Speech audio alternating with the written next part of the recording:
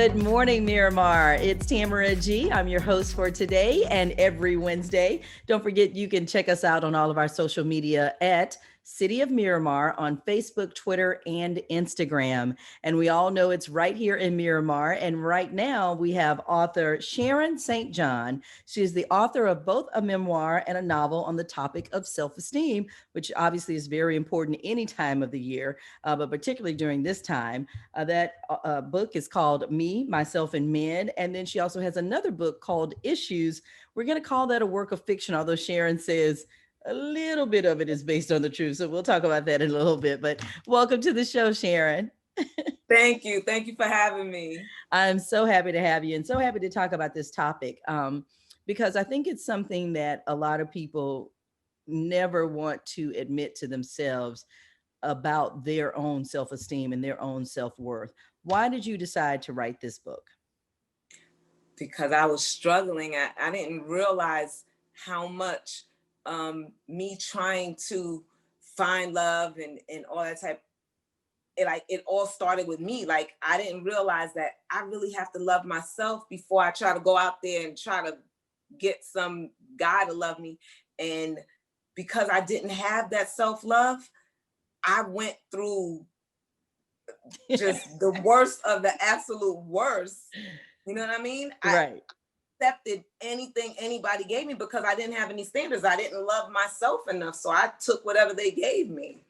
But did you know that at the time, Sharon? Because it's one thing to, be in it. And then of course, hindsight is always 2020. It's like, I should have stopped dating him 2 months after I met him. But, did you notice it? Did you know that that was what was happening? No, I don't think I really noticed that that was what was happening. I thought that, what everybody used to say about me from when I was younger, when people would say that I was ugly, I just thought that was it. That it had to be what, people was telling me. And that, when I looked in the mirror, I'm like, okay, I do see my teeth are crooked. I do see my head is, and so it was like, okay, maybe what everybody is saying is true. And that's why this guy doesn't love me. That, you know what I mean? So I didn't think it was, but when it kept happening with every situation that I tried to make into a relationship, or that's when I had to look like, okay, it's me. It's within me. I got to fix this. Wow, that's amazing. So if you're just tuning in, we're speaking to author Sharon St. John. She has written 2 books, one of them, Me, Myself, and Men. It is both a memoir and a novel on the topic of self-esteem, which is so very important in this year alone, because people not only have felt things not go their way this year, the COVID, losing jobs, losing relationships, losing people in their lives, to where you could possibly think that it's all you, you're the problem. Is that how you see most folks are looking at things today, that they are the problem? Or is it, no, you're the problem? because that's another thing too. We have people that never want to admit that they're the problem. You have it both ways. That is true. That makes it even harder when you have to deal with that type of person. But I think, with any relationship, it's 2 people bringing their own share of baggage to that union. Mm-hmm. But if you're more conscious of what you're bringing to the union, it makes it a lot easier. So with me now realizing that I had to love myself, I know my self-worth, I know my standard, I know what I'm going to take, I know what my deal breakers are before I enter into a relationship or try to enter into a relationship. So if I'm coming into it and I'm feeling whole about myself and the person that I'm trying to enter that relationship with, if they're not feeling whole within themselves, it's going to cause a breakdown of that union. Mm-hmm.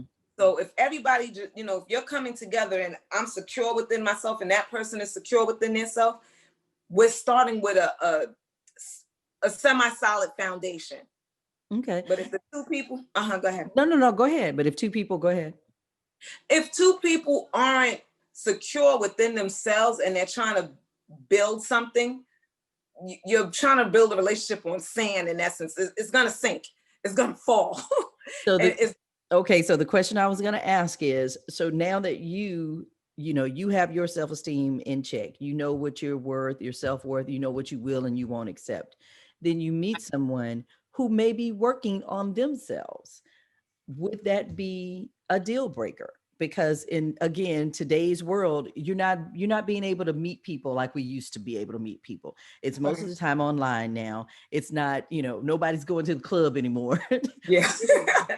We're out of that age group, number one, but also because of COVID and you got to social distance from people, so that's not the way to meet people anymore. So if No. you were to meet someone and they weren't quite on the same level, is that something that would be a deal breaker? Is that something that says, you know what, I can't deal with this person at all? No, I think that would be hypocritical of me to be that way, because I was someone who was struggling, and I wanted someone who's going to be there and be compassionate and um you know understand that, you know what, she's a good woman, she's just working through some issues. If I had someone that was patient enough to work through that with me, I could have built something with that person. So I would never say, oh, that person got issues, I'm not going.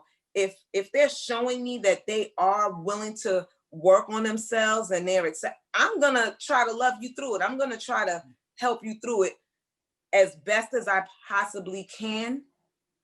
And I would never just turn my back on someone because they're trying to work through their issues, because I had issues that I had to work through. That would be hypocritical of me. I'm not that type of person. And I don't think anybody out there should be that way. If they genuinely see someone honestly just doing the work to become a better person, why not see them through that? Okay. And then some, and at that point, you know what, if you see them through it and that person develops into a stronger being and you just don't grow together, then you could just say it didn't work out. Not that someone was misusing you or mistreating you. It's just something that you grew apart, and there shouldn't be any hard feelings when you do it that way. Right. Well, that will require both of us to be mature adults. So we'll get to that in a minute. Yes, that's true too. Well, Well, I'm and a mature adult, so I only know how to work from that angle. amen. Amen. Well, you also mentioned issues, and that is the name of one of your books. We Yeah. are calling it a work of fiction. However, you said it's based a little bit on the truth. Tell us about it and the character in it. Well, I have one. Okay, so you know the notion of when females they don't like to talk too much about tell their girlfriends too much about their man. Mm-hmm. Don't tell your girlfriends too much about your man, because they might try to Right. Right. I've make you heard behind that. that type of thing. And so these three women in the book, they don't talk about their man, but they all have their own issues with self-esteem. They don't, they just don't feel like they're quite enough in the relationship. And the antagonistic character, male character in the book, he's able to hone in on each and every one of their shortcomings that make them feel special and loved. And so he gets into their soul Mm-hmm. by pinpointing their weaknesses. And so he's able to, in essence, date all of them, and none of them know that they're dating the same man. Wow. Well, all right. So all names have been changed to protect the innocent, Sharon. But is this based on someone, these women or the main male character? Are they based on anyone that you may know personally? Oh, yes. Oh, yes. Okay. Oh, yes, definitely. Okay. But All right. And of course, where can people find issues or Me, Myself, and Men? Where can they find the two books? they're both on all online retailers, Amazon, Barnes and Nobles, Books and Me. You can go on any online retailer and they're available. Okay. I'd love to know what made you decide to start writing. Because I know a lot of people do it for therapy reasons. A lot of people are really good writers, so that's why they do it as well. But what made you decide one day, you know what, I'm not going to write just one book. I'm going to write two. Well, well, Me, Myself, and Men, honestly, I started writing that with my first heartbreak at 15 or 16. Mm-hmm. I still have the old, the old black and white composition notebooks that when we was younger, you had to Right. do your penmanship in. I started writing that all the way, like every issue that I went through with trying to find love and trying to get this boy or this man boy to like me. I just would just write it down. And that's how Me, Myself, and Men came about. And I pray that I don't have to add any more chapters to that book. Amen. And as far as issues go, that pretty much, I was at work and I just started writing, and the characters just started to come to be. Like I just love doing. I was like, I love creating this story. I'm a good storyteller. Mm-hmm. More so than I am a great writer. Right. That's my thing. I'm a great storyteller than I am a great writer. Well, I can't wait to check out both of them. Me, Myself, and Men issues. They're both by Sharon St. John. And we're going to talk a little bit more about Me, Myself, and Men, because I think this book, not only is it being called a memoir and a novel on the topic of self-esteem, but Me, Myself, and Men could go for a lot of women out here in this world and what we will and won't accept to be loved. And what was it that made you, literally wake up one day and say, I'm not going to do this anymore? Just continuous heartbreak. Like how many times am I going to continue to put myself in this situation? It's like I keep meeting the same man in different shapes, sizes, and forms. So at that point, I had to just look at myself. I'm like, I'm the common denominator here. Let me see what's going on. And what type of man? And what type of man was that? If you care to share that. For me, when I look at it, I had a pattern of dating mama's boys, the only boy, and I don't know whether they were spoiled. That everybody who I've dated has either been the only boy in their family or they was a mama's boy. Mm-hmm. Like, I think that was my pattern. Okay. Yeah, so I don't know if that made a difference in the man itself, but that was my pattern. I was attracting those guys, those type of men that and with that, what went along with that as far as them being a mama's boy or being the only boy out of three sisters? I think they were just, I don't know if they were spoiled or they were coddled or they was just, I don't know. I can't really say what their issue is, but I know with me trying to deal with them and having low self-esteem, I ended up falling right into that position of like a substitute mama. Like, okay, I'm doing all of this stuff for you. I just gotta do and hope that you will give me the love that I'm looking for. I'm gonna keep, your mother wants to nurture you and give you and love you. And that was me. I would go into that thing and I would just love and give. And that moms love you unconditionally. And that was me doing that for someone who I didn't give birth to. And I didn't have to love you unconditionally when you was mistreating me. I didn't have to do that. Right. But because of my low self-esteem, I was doing it anyway, not knowing that you don't have to do this. So then another question would be, or could that just be who Sharon St. John is? She's a giving and she's a loving person. So you're going to do that regardless of who it is. It could be your best friend. It could be, a coworker. It could be someone that you're involved with romantically.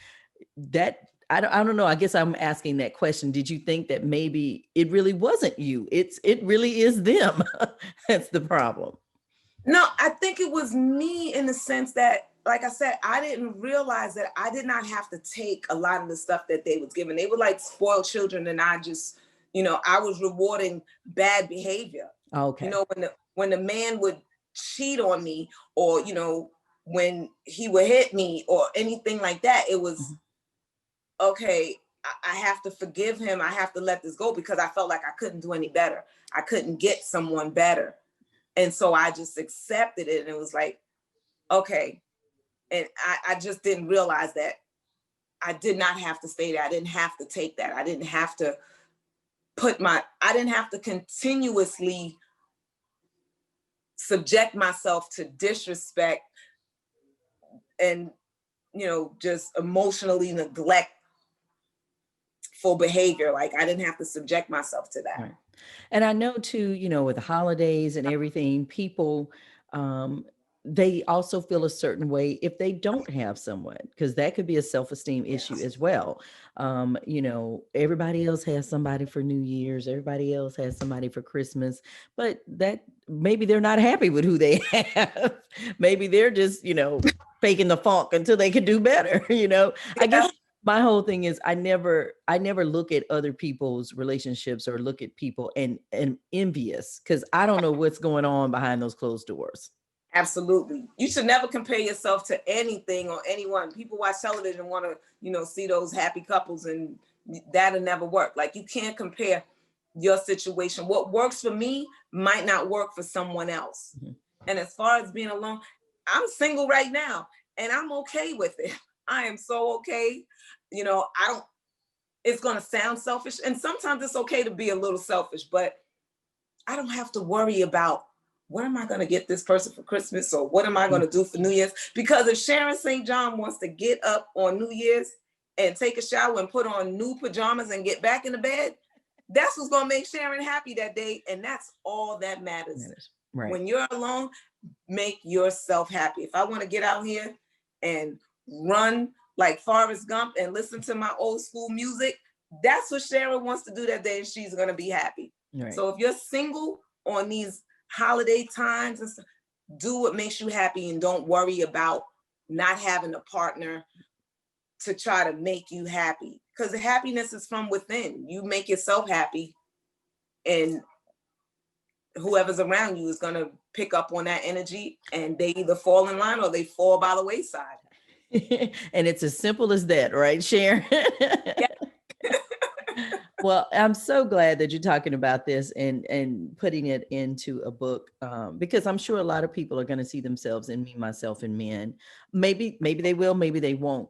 If they do see themselves, then obviously there is a way for them to get out of these destructive relationships. You don't have to stay. And I think that's, kind of what you're saying in a nutshell is do not stay. Do not stay in a relationship that is not making you happy. No. Make yourself happy first. Know your deal breakers. I also have on my website, I have it's a small blog that I wrote regarding toxic people. And I believe that toxic people serve a purpose. When I believe that everything happens for a reason, people come into your life for a reason. And so those toxic people that came into my life, I started thinking, there was something I was supposed to learn from that person. Mm-hmm. There was something I was supposed to get from that person that's going to carry me on to my next level in life. So if I dealt with this person and it was an absolute nightmare relationship, situationships, I should say, there was something I was supposed to learn that I either should not take into the next relationship, or it taught me my deal breaker that I will never tolerate that again in my next situation. So I believe that toxic people serve their purpose in the sense that you either learn something about yourself that you can take to make you a better person and move forward in life. But you get that person out your life, of course, but the fact that this person was even able to enter your world, there was a reason for it. And we also should note that a lot of toxic people, it isn't just in romantic relationships. Yes, that's true. It's neighbors, it's family members, it's friendships, girlfriends, co-workers. I mean, it doesn't just sit at you in a romantic relationship. That's not just where toxic people live. Yeah. They live everywhere. That's true. That is definitely true. Yeah. So, well, if people would love to check out the books, Me, Myself, and Men, or Issues, which again is a work of fiction based somewhat on a true life story, they can always find them online or at any bookstore. The author is Sharon St. John, author of both the memoir and novel on the topic of self esteem, Me, Myself, and Men. Also, tell us a little bit about your website and where people can find you and Oh, follow you. it is SharonSt.JohnAuthor.com. And I have a little bit more in detail about myself. I actually have 2 book trailers on there. If you check those out, they're very interesting. They give a little bit of insight into both books. So it's really cool. You can check that out. All right, Sharon St. John author.com. Check that out. Thank you so much for joining us today on Good Morning Miramar. We wish you much success. And 2021 is definitely going to be different for all of us. I pray. Absolutely. Thank you so much for joining us. And thank you for watching Good Morning Miramar. I'm Tamara G. Until next time.